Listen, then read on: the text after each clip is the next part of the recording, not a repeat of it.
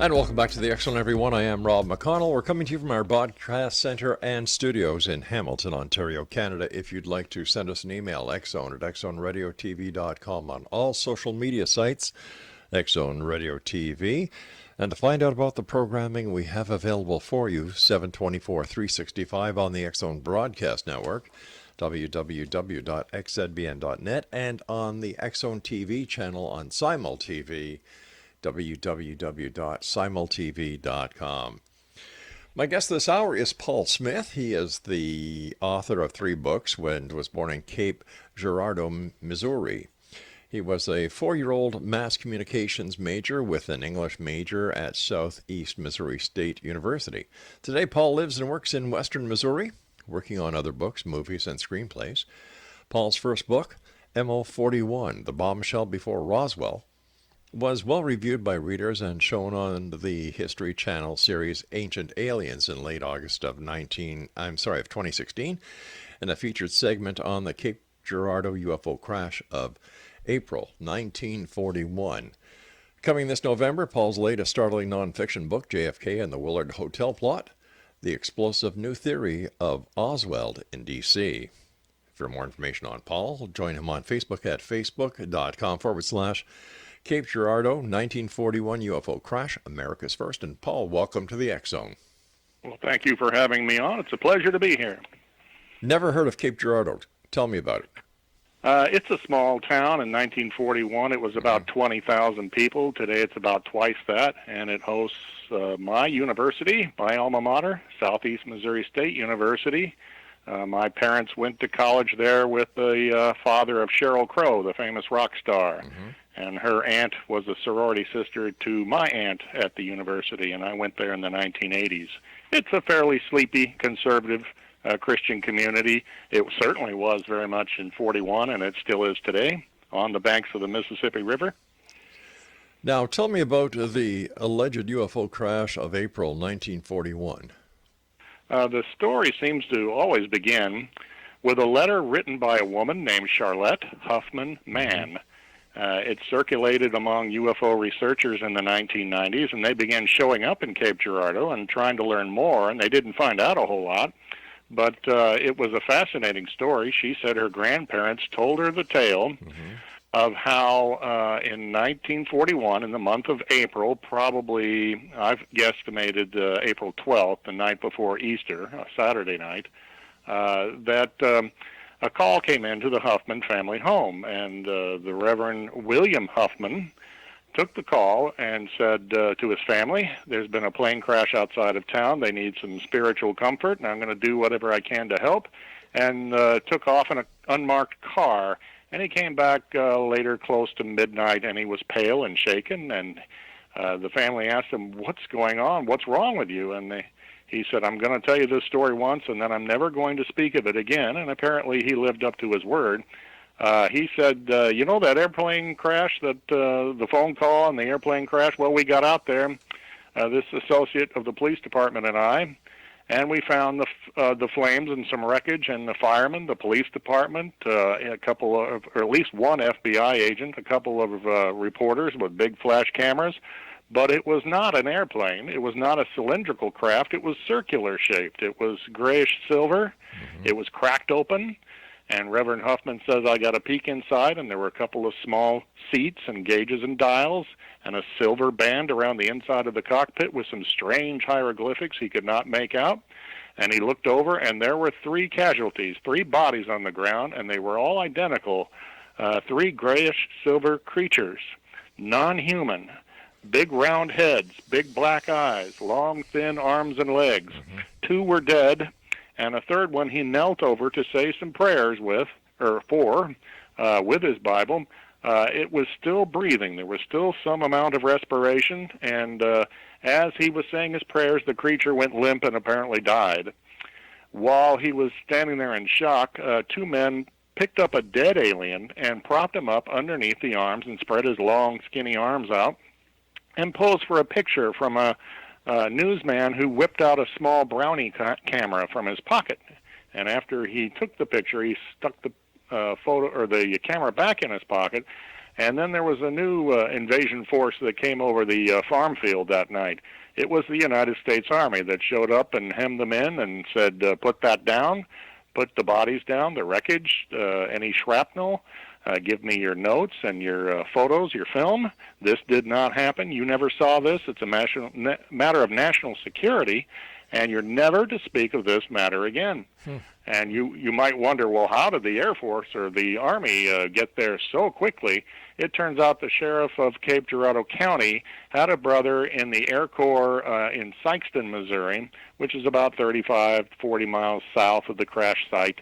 And it was obvious that he had been alerted because it was that crew that apparently showed up that night in some vehicles. And the captain of that aerial training school had come directly from Washington, D.C., and he probably placed a call or two and was told, clamp down on this real fast, get the evidence, and get it over here. So they scooped up all the debris and the bodies and silenced all the witnesses, asked them, to keep this oath of silence for the rest of your life, and don't let it out. It's important to American security. And then they took off with all the physical remains and the crash, the craft itself. So there wasn't much left anyone could do. They had their photos taken back, and they weren't to talk about it. And the story, in many cases, kind of just slipped away through the years, especially when World War II broke out in December of '41 after the attack on Pearl Harbor. All right, so when did this story first break after the initial crash? I would say that if it happened in April of '41, probably April 12th, it was kept muzzled in most circles until this woman, Charlotte Huffman Mann, put it all down in a letter form and sent it in the early 1990s. Okay. And people started showing up in Cape, and it made a front page article in the local Southeast Missourian newspaper. And since then, other reporters like Art Bell and Linda Moulton Howe have advertised it on the air. And I began to hear all of this stuff and think, wow, this is my own hometown. I asked my dad, who was alive at the time. He was about 6 years old, and he had not heard of the story. And I was told that Rush Limbaugh, famous Cape Girardean, and he used to be my umpire when I was in the Little League in the park when he was a struggling DJ. He had been asked on the air on his radio show in New York City, Rush, what's up with this UFO crash story from your hometown? And he simply said, there's more to this story than you might think. And he moved on to the next caller. He didn't want to talk about it, but he did not dismiss it as a bunch of kooky, crazy nonsense, get this off the air type of attitude.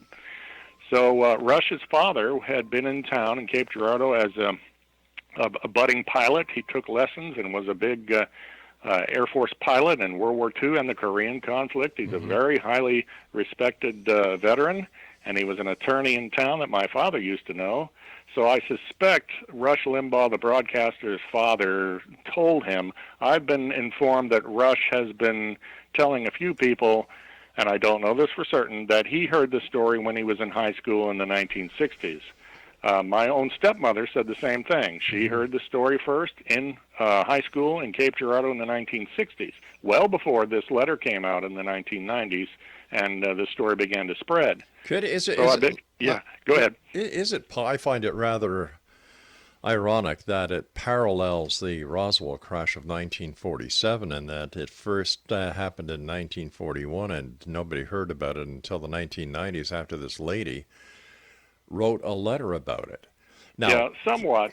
There's another story about a Cape Girardeau fireman. He came forward to his family when he had stage 4 cancer, and he said, this rumor about this UFO crash outside of town, the whole thing is true. He says, I was there. I was fighting the fire for the Cape Girardeau Fire Department. I saw the bodies. I saw the crash. And I talked to the Army. They came in and they caught me trying to pocket a piece of debris. They took it back, chewed me out, kicked me out of the crash site. And he said he felt later he was being watched around town and that his telephone was tapped, which I found out in a little research that J. Edgar Hoover and the FBI and even President Roosevelt were crazy about wiretaps. They tapped just about everybody they pleased in those days, even though they really shouldn't have. But in those days, it was the communists that they were after, not after UFO buffs. Or Nazi spies. All right, stand by. We've got to take our break. We'll be back on the other side. X Zone Nation, our guest is Paul Smith. We're talking about The 1941 crash, alleged crash of a UFO in Cape Girardeau, Missouri. My name is Rob McConnell. This is the X Zone. Don't go away.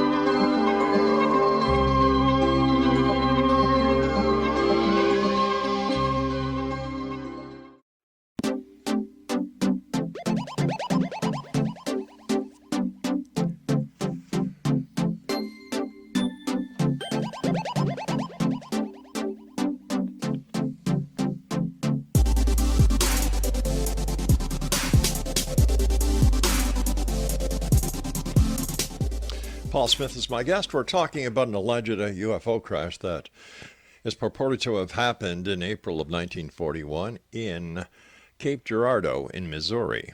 Once again, our guest is Paul Smith. And Paul, what kind of evidence is there to substantiate the claims of the many pertaining to this crash? Yeah, certainly no physical evidence. No one's come up with a piece of debris that they can bring forward. How about photographs? That I uncovered was that a man said his grandparents owned the farm where the crash occurred, and he went there and found the farmer who had bought the farm from his grandparents, and the farmer told him that he was trying to dig a cistern on the property, and he dug up this strange twisted metal that had weird symbols and writing on it, and he couldn't make it out, and he couldn't cut it, couldn't twist it permanently or crease it, and he stored it in his barn. He said the old man wouldn't tell me where he took it eventually, and so that's where the story ends. It's kind of a dead end, but it's a very intriguing clue. Wow. We have people who have I've spoken to who said, oh, yes, my parents talked about the crash, or my grandmother used to just say matter-of-factly that UFO crash back in 41. What one woman told me was that she was a little girl around 10 years old on a farm south of the crash, and said, oh, yes, I remember the excitement at the time, my parents talking about this little outer spaceship that crashed and that there were little people on board. She said, we never used the term UFO or ET or even alien. It was just little people, and that's what had the community in a tizzy. But since so many were asked to be silent, not write anything, not talk about it, not take any photos or of the crash site in later years, and it was all hushed effectively. There seems to be no physical evidence or even a newspaper account that can be found of it. Now let me ask you this, Paul. It parallels the Roswell story. The alleged crash happens 50 years, and then people start talking about it based on a letter that was written by this woman, Charlotte. Once again, why do people? Wait a sec. Hold on. Heard about the crash in the 1960s. She doesn't know much about the letter business. All right, Paul. Hold on here, please. Even the 1960s, that's 20 some odd years later. Right. Why? It seems implausible to me as a former police investigator, based on the fact that there is no evidence, based on the fact that it was hushed for so many years, based on the fact there's no photographs. In my book, the fireman who is dying, who made a deathbed confession, doesn't carry any weight. So what is there to actually say that this really did happen, besides a lot of hearsay evidence?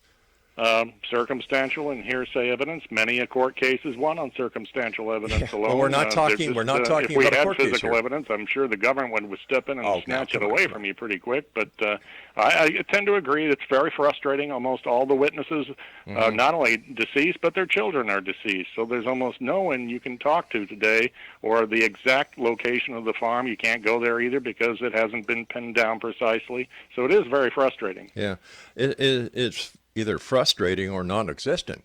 How do we differentiate between the two in this case?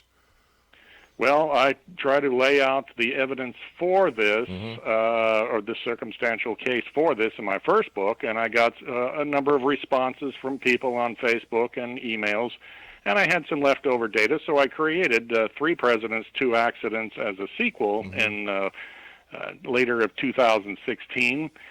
Once again, very frustrating. People have these stories that one woman came to me and said, my grandmother was on her way to church, she said, and she stopped and talked to Reverend Huffman that next morning, and that he was pale and shaken and said he'd been to a crash site. But, you know, once again, anyone could make up a story. Sure. When you take the preponderance of the stories, I believe it is probably something that did happen, but we simply cannot prove it. I agree something may have happened, but whether or not it was a UFO, you know, that's a far stretch based on no evidence. Well, I would encourage folks to read the first book or the second book, which has a summary of the first book in it, and then more information and tales of how I went there and tried to find out more details and talk to some more people. I just wish there had been this photograph that was taken of the dead alien. Charlotte Huffman Mann said the man who took this box photo of the alien brought it to the Huffman family home about 2 weeks after the crash and said, here, I want you to have a copy of this. I've got a copy. You take this one. And Reverend Huffman didn't really want it, so he gave it to his son. And the family used to pull it out and pass it around during private family parties. And Charlotte, as a little girl, saw it about a dozen times. And she said it was really creepy. It was, again, the big bulb-headed alien with big black eyes and a tiny little slit for a mouth and little nostril dots and long, thin arms and legs, 3 fingers and 1 thumb on each hand. And so a neighbor came over one day, a guy used to be in Army intelligence, and he asked to see the photograph, and he took off with it, and they never saw it again. So we can't even produce that as proof. We just have some amazing stories. But once again, we cannot prove that there was somebody from Army intelligence like there was in the Roswell case who actually came over, took the photo, and ran away with it. That's a great way. True. That's a great way of saying. What proof do we have that the Roswell crash ever took place? Oh, listen, I don't believe Roswell crash ever took place anyway. You know, you're not. You know, I like proof. I love proof. And as a broadcaster and as a journalist, I believe it's my job to present as much of the facts available to my listeners. And when it comes to Roswell, there's very few facts. In fact, the fact that Jesse Marcel took the evidence to his home and let his wife and son examine it blows that case right out of the water because the chain of evidence was broken. So let's toss Roswell away. However, municipalities, towns, and cities are making a killing in the para-tourism industry. Oh, yes, that's quite correct. So how do we know? They're capitalizing this in Roswell with museums and T-shirts and parties and such. Yeah. You'll find none of that in Cape Girardeau.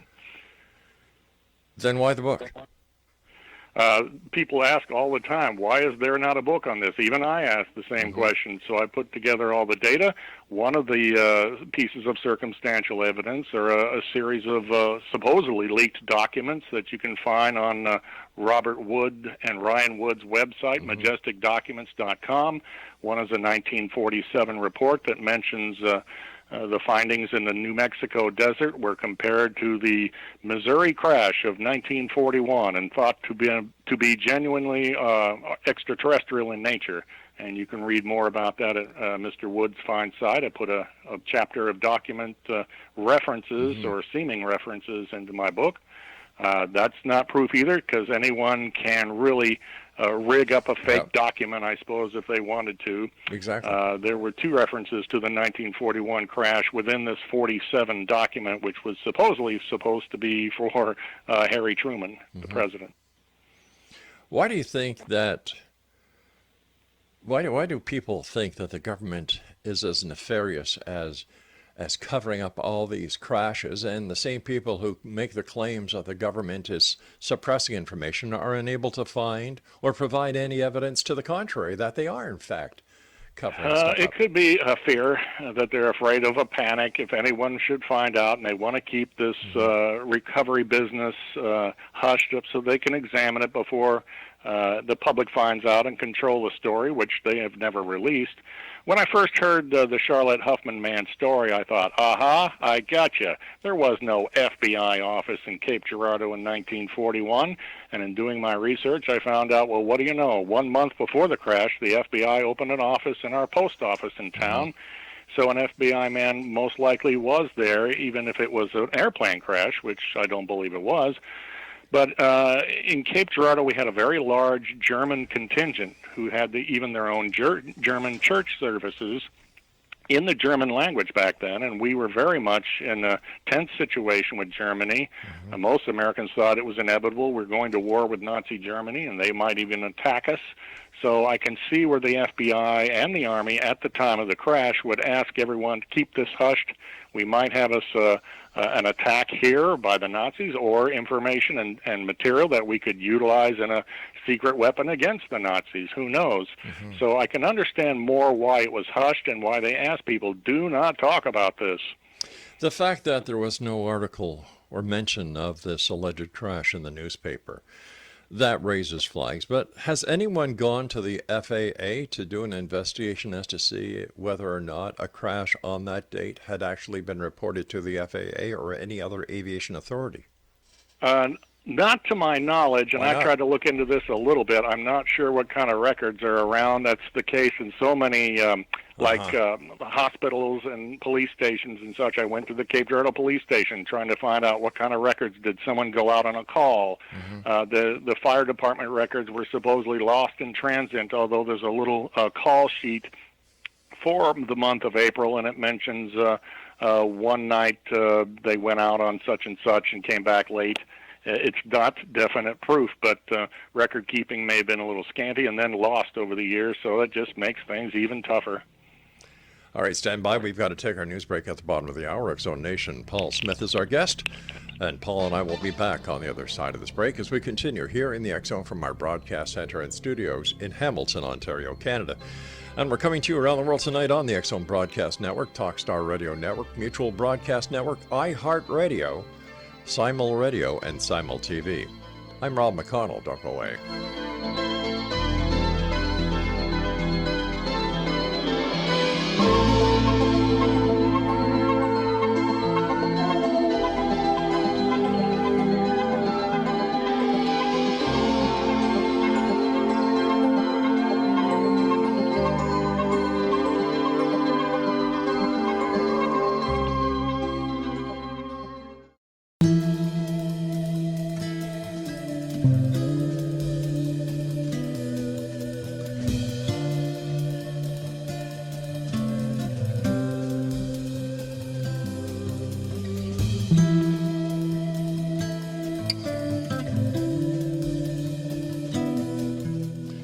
Paul Smith is our guest. And Paul, what do we know about Charlotte Huffman? Very little. She lives in a small town in Texas and works for her church there. Her grandfather was a minister, and they had two sons, and one died in World War II, and her father was the other son who moved the family around, and they eventually settled in Kansas. And for a while operated a store there. The family pitched in, and that's where allegedly the Army intelligence man came across the street and invited his way into the party and took the photograph away and never returned. So beyond that, she's only given a limited little bit of interview some years ago, and I think her attitude is, I've told everything that I know. There's nothing much left to say. All right, so her actual name is Charlotte Huffman. I'm sorry, I didn't get the third name. M-A-N-N, man. Oh, man. Ah, gotcha, okay. How did she get the information? You know, was she part of the Huffman family who was actually involved in this at the very beginning? Well, they didn't want to tell her as a little girl, and she kept seeing this photograph of a dead alien, allegedly. Right. And so she badgered her grandmother, Floy Huffman, who lived into the 1980s but had cancer and was very ill, and she, Charlotte, felt it might be the end for her grandmother, and the story might die out. She asked repeatedly, please tell me this story. What was this business about an alien crash? So the grandmother relented and told her everything that she knew, And she checked with her sister, who seemed to confirm some of the information, but her sister does not care to go forward. She prefers to remain private. So that Charlotte debated what to do and typed up this letter, and eventually found its way to some investigators like Leonard Stringfield and Stanton Friedman and Robert and Ryan Wood, who produced a sci-fi channel show called The Secret: Evidence That We're Not Alone, which featured about 2 minutes on Cape Girardeau, and so has Hangar 1 on the History Channel, and now a couple of years ago, Ancient Aliens. So there's a little bit of notoriety, and some other people have done a little investigating. I wish more people would get involved and really blow the case wide open. They're free to peruse my books from Argus Publishing and find out for themselves. But what happens if these people do the investigation and if the investigation proves that this never happened? It was all an urban legend. Well, no one's found that out yet. I haven't met anyone who said, oh, I looked into that. What a bunch of junk. Yeah. Everyone says it's intriguing and they'd like to know more. I wish that I could remember some quote. There was a famous Timothy Good is a famous British UFO investigator and author.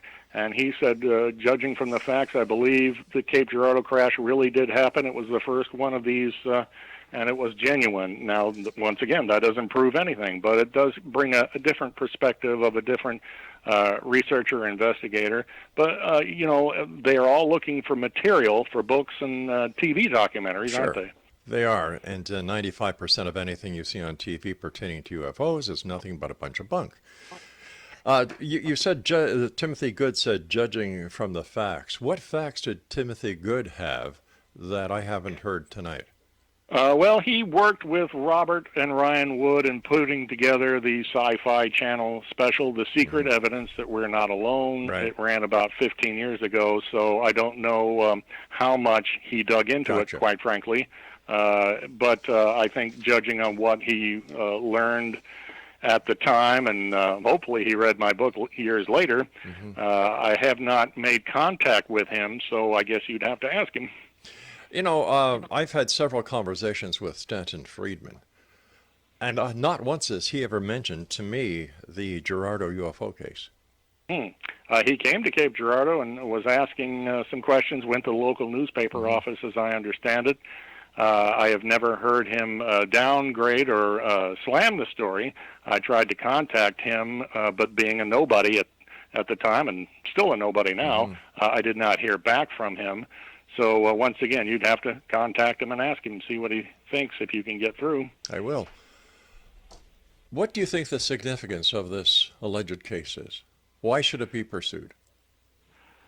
I wish it was pursued so we could pin it down. Is it fact or is it fiction? We always need to know the truth on every matter. I mean, why look into, let's say, what's going on today with the FBI or judgeships in the Supreme Court and everything? We need to know information to make a solid opinion. Wait a second. How can you put the nomination of a Supreme Court justice in the same category?